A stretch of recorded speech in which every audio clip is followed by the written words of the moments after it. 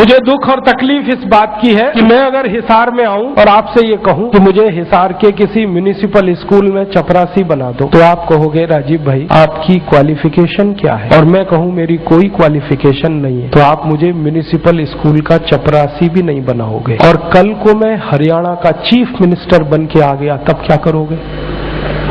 उसी zero qualification पर मैं हरियाणा का अगर चीफ मिनिस्टर बनकर आया तो आप मेरे गले को मालाओं से लाद दोगे और जिंदाबाद इतनी करोगे तो सारा शहर बहरा हो जाए। ये विडंबना है हमारे देश की।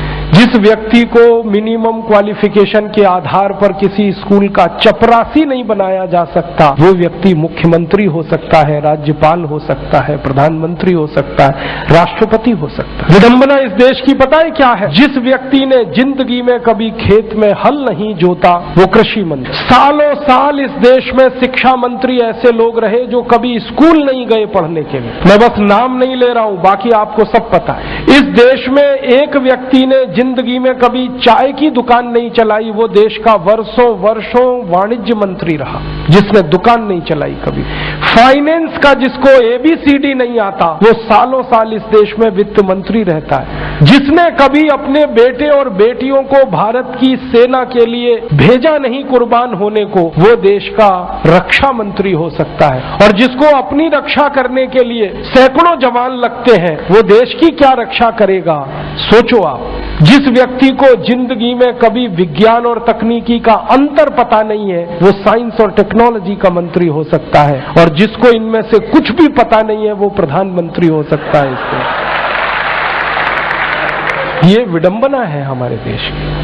अज्ञानी व्यक्ति ज्ञानियों पर शासन कर सकता है, और हमारे शास्त्रों में कहा गया है, वेदों में कहा गया है कि अज्ञानी व्यक्ति जब ज्ञानियों पर शासन करे तो समझ लेना देश और समाज का बंटाधार ही होना है। हमारे देश में यही हो रहा है। हर अज्ञानी ऐरा गहरा नत्थू खैरा जो किसी नेता की चप्पलें उठाता था, जो किसी के जूतों में पॉलिश करता था, जिसने कभी किसी नेता के घर में रोटियां बना के खिलाई, वो राष्ट्रपति पद तक लोग पहुंचे हैं। ऐसी स्थिति हमारे देश में। उनकी क्वालिफिकेशन ही एक है कि कभी किसी बड़े नेता के रसोई में रोटियां बना के खिलाई तो राष्ट्रपति हो जाओ भैया। ऐसी बंदर बांट मची है इस देश में। और ये उस देश में जिसकी आजादी के लिए 7,32,000 लोग कुर्बान हुए, उस देश में। मुझे बहुत दुख होता है, तकलीफ होती है। अभी एक सच्ची घटना मेरे साथ घटित हुई। मैं एक दिन कानपुर गया था, तो कानपुर के रेलवे स्टेशन पे उतरा। उतरने के बाद शहर में बाहर आने के लिए नीचे पुल पर से उतर के आया तो एक छोटी सी चाय की दुकान थी। उस पर एक बेटी और एक माँ और एक छोटा सा बेटा आपस में बात कर रहे थे। वो क्या बात कर रहे थे? वो कह रहे थे, माँ हम गरीब क्यों हैं? तो कान में मेरे शब्द पड़ गए। मैंने कहा ये इस तरह का प्रश्न कोई अपनी माँ से पूछे तो मुझे लगा ये कोई साधारण लोग नहीं है, कुछ तो इनमें असाधारणपन है। चल के पूछा जाए कौन लोग हैं, परिचय लिया जाए। तो मैं गया उस दुकान पे, मैंने पूछा आप लोग कौन है? तो उन्होंने कहा कि हम तात्या टोपे के परिवार के लोग।